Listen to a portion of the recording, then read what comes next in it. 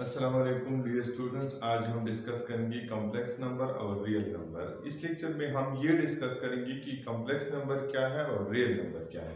तो complex number हमारे पास ये डिफिनीशन है, a number of the form a plus iota b where a and b are real number is called complex number। जब हमारे पास number इस form में हो यानी a plus iota b form में हो तो उसको हम कॉम्प्लेक्स नंबर कहलाते हैं, क्योंकि इसमें जो a और b है ये हमारे पास रियल नंबर्स है। ये क्या है? रियल नंबर्स है। और जो आयोटा है इसको हम इमेजिनरी नंबर कहते हैं। तो इसी वजह से, इस इमेजिनरी नंबर की वजह से, तो इस नंबर्स को एज अ होल नंबर को हम कॉम्प्लेक्स नंबर कहलाते हैं। कॉम्प्लेक्स नंबर को हम जेड सी भी डिनोट करते हैं और हम सी सी भी डिनोट करते हैं, यानी इस सी सी भी हम कॉम्प्लेक्स नंबर को डिनोट करते हैं और जेड सी भी डिनोट करते हैं। तो कॉम्प्लेक्स नंबर को हम इस तरह लिखते हैं, जनरल फॉर्म है ये हमारे पास a plus iota b complex number का। ये क्या है? जनरल फॉर्म है। इसमें जो a है इसको हम रियल पार्ट कहलाते हैं। ये हमारे पास क्या है? Real part. हमारे पास क्या है? Real part. और ये जो हमारे पास आयोटा b जो है इसको हम इमेजिनरी पार्ट कहलाते हैं। ये हमारे पास क्या है? इमेजिनरी पार्ट है। यानी हमारे पास जो दूसरा डिफिनीशन हमने लिखा है, the union of real and imaginary number is called complex number. ये हमारे पास रियल नंबर है और ये इमेजिनरी नंबर है, तो इन दोनों की यूनियन को हम कॉम्प्लेक्स नंबर कहलाते हैं। तो इसको हम रियल पार्ट कहलाते हैं और ये हमारे पास क्या है? इमेजिनरी पार्ट है। तो इन रियल यानी कॉम्प्लेक्स नंबर जो है ये हमारे पास दो पार्ट पर मुश्तमिल होते हैं, एक रियल पार्ट और एक इमेजिनरी पार्ट। बाज़ दफा हम इसको कॉम्प्लेक्स नंबर इस तरह भी लिखते हैं, हमारे पास एक कॉम्प्लेक्स नंबर है 0 प्लस आयोटा b, इस तरह भी हम लिखते हैं। हमारे पास जो ये रियल पार्ट है ये 0 हो जाए तो इसको हम सिंपल इस तरह भी लिख सकते हैं कि z is equal to iota b। तो इसमें कोई डिफरेंस नहीं है, ये दोनों सेम है। ये भी एक कॉम्प्लेक्स नंबर है। अगर हमें ये कहा जाए कि हमारे पास एक नंबर है a, तो ये भी एक कॉम्प्लेक्स नंबर है, क्योंकि इनके साथ हम ये लिख सकते हैं इमेजिनरी पार्ट 0 आयोटा या आयोटा 0। तो ये हमारे पास क्या है? कॉम्प्लेक्स नंबर है।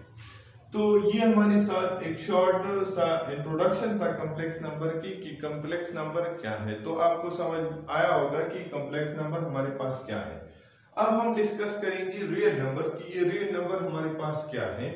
The union of rational and irrational number is called real number. हमारे पास रेशनल और इररेशनल नंबर्स की यूनियन को हम रियल नंबर कहलाते हैं। यानी रेशनल नंबर को हम क्यों से रिप्रेजेंट करते हैं? यूनियन। इररेशनल नंबर को क्यों फ्राइम से रिप्रेजेंट करते हैं? तो ये हमारे पास क्या है? Real number. और रियल नंबर को हम इस तरह रिप्रेजेंट करते हैं, इनसे हम इन सिंबल से हम रियल नंबर को रिप्रेजेंट करते हैं। तो ये हमारे पास इन दोनों का यूनियन से क्या बनता है? Real number.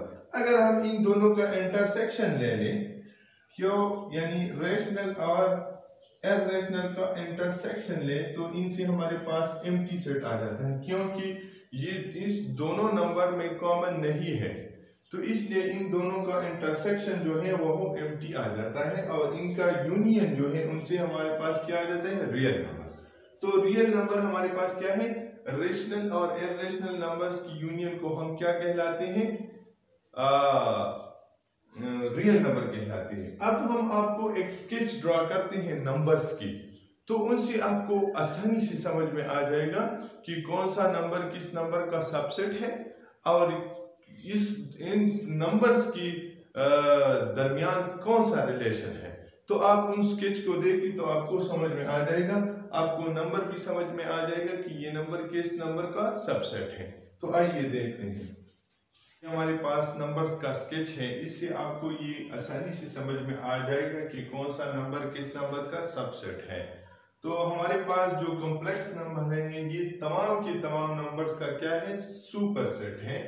इनका सबसेट हमारे पास क्या है? रियल नंबर्स है और इमेजिनरी नंबर है। इमेजिनरी नंबर वही नंबर होते हैं जिनके पास आयोटा हो, उसको हम इमेजिनरी नंबर कहलाते हैं। और इमेजिनरी नंबर जो आयोटा है उनका वैल्यू है हमारे पास, आयोटा का जो वैल्यू है वो है -1/√।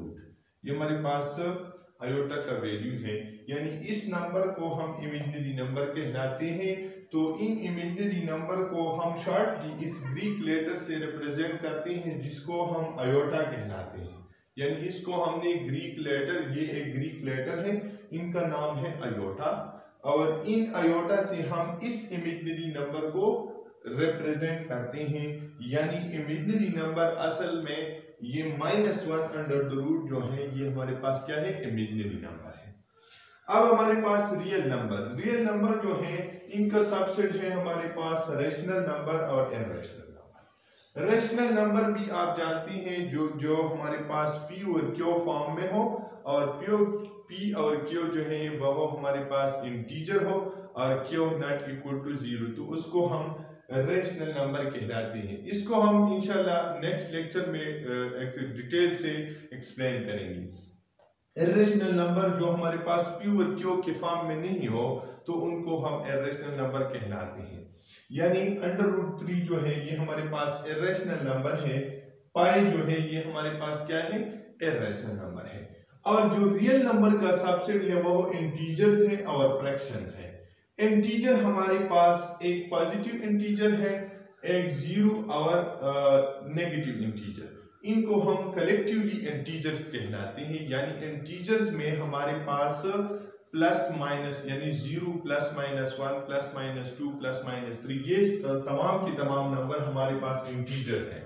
इंटीजर को हम ZC भी रिप्रेजेंट करते हैं और IC भी रिप्रेजेंट करते हैं, और इनका सेट हमारे पास है 0 +-1 +-2 +-3 +-4 अप टू सो ऑन। ये हमारे पास क्या है, सेट ऑफ इंटीजर्स है। यानी ये हमारे पास इंटीजर में प्लस नंबर भी है, पॉजिटिव नंबर भी है और नेगेटिव नंबर भी है और जीरो भी है। जब हमारे पास इनको हम Z+ को हम पॉजिटिव इंटीजर कहलाते हैं। ये हमारे पास क्या है, पॉजिटिव इंटीजर्स, ये हमारे पास पॉजिटिव इंटीजर। पॉजिटिव इंटीजर हम उन इंटीजर जो हमारे पास 0 से ग्रेटर जो नंबर है उनको हम पॉजिटिव इंटीजर कहलाते हैं। ग्रेटर देन 0 जो नंबर है उनको हम पॉजिटिव इंटीजर कहलाते हैं। और जो हमारे पास नेगेटिव इंटीजर है, इसको हम इधर लिखिए, नेगेटिव इंटीजर जो है ये हमारे पास लेस देन 0 जो नंबर है उनको हम नेगेटिव इंटीजर कहलाते हैं। तो इसी तरह हमारे पास इंटीजर में पॉजिटिव इंटीजर, नेगेटिव इंटीजर और 0, इनको हम कलेक्टिवली इंटीजर कहलाते हैं, सेट ऑफ इंटीजर्स। एक है हमारे पास फ्रैक्शन। फ्रैक्शन में हमारे पास कॉमन फ्रैक्शन है और डेसिमल फ्रैक्शन है। ये कॉमन फ्रैक्शन क्या है और डेसिमल फ्रैक्शन क्या है, इसको हम इधर डिस्कस करेंगे। कॉमन फ्रैक्शन हमारे पास 1/2, 3/5, ये हमारे पास कॉमन फ्रैक्शन है, इनको हम कॉमन फ्रैक्शन कहलाते हैं। और ये हमारे पास जो डेसिमल फ्रैक्शन है, यानी 3.12, 7.5, 2.3, ये हमारे पास क्या है, डेसिमल फ्रैक्शन है। जिसमें डेसिमल आ जाए उनको हम डेसिमल फ्रैक्शन कहलाते हैं। और कॉमन फ्रैक्शन हमारे पास जो इस फॉर्म में हो 1/2, 3/5, ये हमारे पास क्या है, ये कॉमन फ्रैक्शन है। इसमें एक ये फॉर्म भी है 3/1/2, ये भी हमारे पास क्या है, 3 से 1/2, ये हमारे पास क्या है, कॉमन फ्रैक्शन में ये भी आता है। अब जो कॉमन फ्रैक्शन है ये इधर पर इस जगह पर इसको खत्म किया हुआ है। अब इंटीजर को मजीद एक्सप्लेन किया है। इंटीजर में हमारे पास जो इंटीजर का सबसेट है वो है whole number, natural number, even number, odd number, prime number, composite number.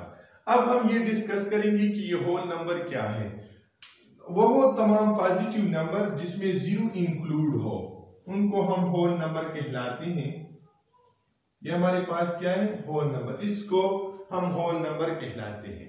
अब हमारे पास नेचुरल नंबर क्या है। नेचुरल नंबर वही नंबर, वो पॉजिटिव नंबर या पॉजिटिव इंटीजर को भी हम नेचुरल नंबर कहलाते हैं, क्योंकि ये भी हमारे पास 1 से स्टार्ट है और 2 3 4, इसको हम काउंटिंग नंबर भी कहलाते हैं। नेचुरल नंबर को हम काउंटिंग नंबर भी कहलाते हैं और नेचुरल नंबर, यानी ये पॉजिटिव इंटीजर हमारे पास क्या है, नेचुरल नंबर है। इवन नंबर हम किस नंबर को कहलाते हैं, वही नंबर जिसका फैक्टर 2 है, यानी 2 पर डिविजिबल है या उनकी पेयर बनती हैं, यानी इवन नंबर हम इस तरह रिप्रेजेंट करते हैं 0 2 4 6 8 10, ये हमारे पास क्या है, इवन नंबर है, यानी इनकी पेयर बनती हैं। 2 का पेयर बनता है, 4 का पेयर बनता है, 6 का पेयर बनता है। ऐसा हमारे पास 2 का किस तरह पेयर बनते हैं, 1 और 1, ये दोनों पेयर है ना, यानी 4 को अगर आप लिखिए 1 1 1 1, ये 2 पेयर है और ये 2 पेयर है। तो इसी तरह वही नंबर जिनका पेयर बनते हैं उनको हम इवन नंबर कहलाते हैं। अब हम डिस्कस करेंगे ऑड नंबर की। ऑड नंबर क्या है, इवन नंबर का जो स्पेलिंग है इनसे भी पता चलता है कि इनका पेयर बनते हैं, ये दोनों पेयर है और ये दोनों पेयर है, तो इसलिए इसको हम इवन नंबर कहलाते हैं। ऑड नंबर हमारे पास वही नंबर होते हैं जिनके पेयर नहीं बनते, मींस ये दो इनका पेयर नहीं बनता, तो स्पेलिंग से भी पता चल जाता है कि ऑड नंबर का पेयर नहीं बनता। 1 3 5 7 इस तरह इनका पेयर हमारे पास नहीं बनते, तो इनको हम ऑड नंबर कहलाते हैं। ये हमारे पास सेट ऑफ ऑड नंबर है। अब हम डिस्कस करेंगे प्राइम नंबर और कंपोजिट नंबर की। ये प्राइम नंबर क्या है और कंपोजिट नंबर क्या है। हमारे पास प्राइम नंबर हम उस नंबर को कहलाते हैं जिनकी 2 फैक्टर होते हैं, 1 और एटसेल्फ, जो 1 पर डिवाइड होते हैं और अपनी आप पर डिवाइड होते हैं, तो उनको हम प्राइम नंबर कहलाते हैं। यानी फैक्टर, अब ये डिस्कस करेंगे कि ये फैक्टर क्या है। फैक्टर हम उस नंबर को कहलाते हैं, अगर 4 है तो 4 का फैक्टर हम फाइंड करते हैं, तो उनका 1 फैक्टर है, 2 फैक्टर है और 4 अपने खुद फैक्टर है। इसका मतलब ये है कि फैक्टर हम उस नंबर को कहलाते हैं जिनसे ये नंबर कंप्लीटली डिविजिबल होता है, यानी उनका रिमाइंडर 0 आ जाता है, तो उसको हम इनका फैक्टर कहलाते हैं। तो 4 को आप 1 से डिवाइड करें तो इनका रिमाइंडर 0 आ जाता है, कंप्लीटली डिविजिबल है 1 पर, तो इसलिए ये 1 जो है ये 4 का फैक्टर है। अगर आप 4 को 2 पर डिवाइड करें तो इनसे क्या आ जाता है, 4 आ जाता है, यानी रिमाइंडर 0 आ जाता है, तो इसलिए इस 2 को हम 4 का फैक्टर कहलाते हैं। अगर आप 4 को 4 पर डिवाइड करें तो इनसे रिमाइंडर 0 आ जाता है, यानी कंप्लीटली डिविजिबल है इस पर, तो इसलिए इस 4 को हम इन 4 का फैक्टर कहलाते हैं। तो जब किसी नंबर्स की 2 फैक्टर होते हैं 1 और एटसेल्फ, तो उस नंबर को, और ये दोनों फैक्टर जो है ये आपस में सेम नहीं होगा, तो उसको हम प्राइम नंबर कहलाएंगे। यानी हमारे पास 1 है तो इसका हमारे पास फैक्टर क्या है, इसका तो 2 फैक्टर बनते हैं, यानी 1 और 1, लेकिन इनको हम प्राइम नंबर नहीं कहला सकती क्योंकि ये दोनों फैक्टर एक आपस में सेम है। तो प्राइम नंबर की ये कंडीशन ये है कि उनके 2 फैक्टर होंगे और दोनों फैक्टर एक दूसरे से डिफरेंट होंगे, मुख्तलिफ होंगी, तो 1 हमारे पास प्राइम नंबर नहीं है क्योंकि इनकी 2 फैक्टर हैं लेकिन दोनों फैक्टर सेम है, तो इसलिए इन 1 को हम प्राइम नंबर नहीं कहला सकते। अगर आप 2 को देखें तो 2 हमारे पास प्राइम नंबर है क्योंकि इनका 1 फैक्टर है और 2 यानी अपने आप, तो हर नंबर का 1 और 2 फैक्टर होते हैं, तो इसलिए उनको हम प्राइम नंबर कहलाते हैं। यानी 2 से ज्यादा फैक्टर जिसका होते हैं उसको हम प्राइम नंबर नहीं कहलाते। सिर्फ जिस नंबर के 2 फैक्टर होते हैं और दोनों फैक्टर एक दूसरे के से डिफरेंट हो, तो उनको हम प्राइम नंबर कहलाएंगे। तो 2 हमारे साथ क्या है, प्राइम नंबर है। प्राइम नंबर हम स्टार्ट करते हैं 2 से।